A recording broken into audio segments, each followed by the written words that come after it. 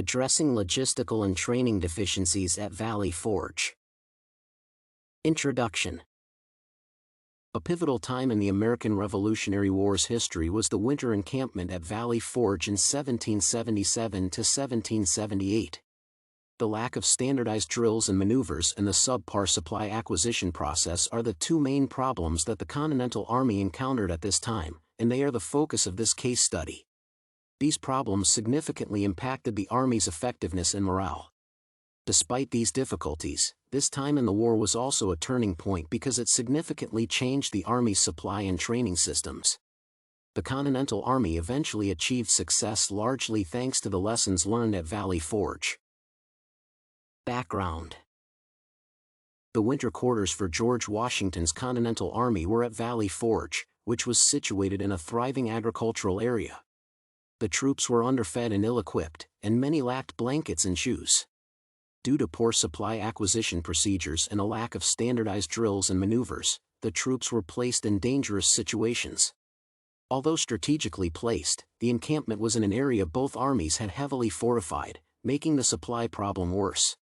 The harsh winter conditions and these difficulties made it difficult for the troops to survive daily. Alternatives. One solution to the lack of standardized drills would have been to allow each regiment to continue using its specific drills.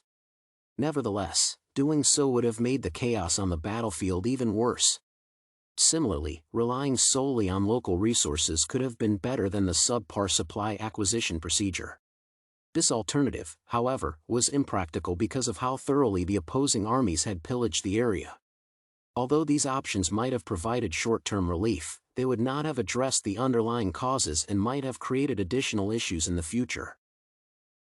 Implementing a standardized training program across all regiments will address the lack of standardized drills and maneuvers. Resource management must take a more strategic stance in light of the subpar supply acquisition process. In light of Abduraupov's observations, it is essential to establish a well-organized and effective supply system. The study by Abduraupov emphasizes the importance of a well-managed supply chain in upholding an organization's stability and functionality. This idea can be used in the context of Valley Forge to guarantee the availability of necessary resources.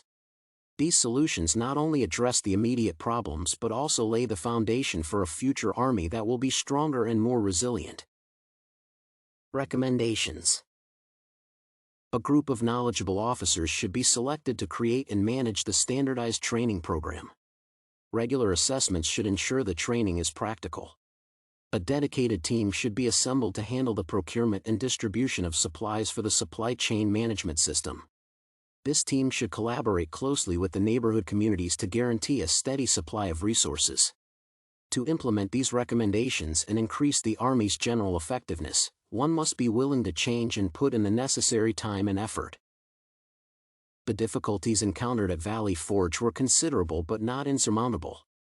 The Continental Army could have avoided some of these problems, potentially boosting its overall effectiveness and morale with effective leadership and strategic planning. The Continental Army's future was significantly shaped by the events and lessons learned at Valley Forge, which stressed the value of flexibility and resiliency in the face of difficulty.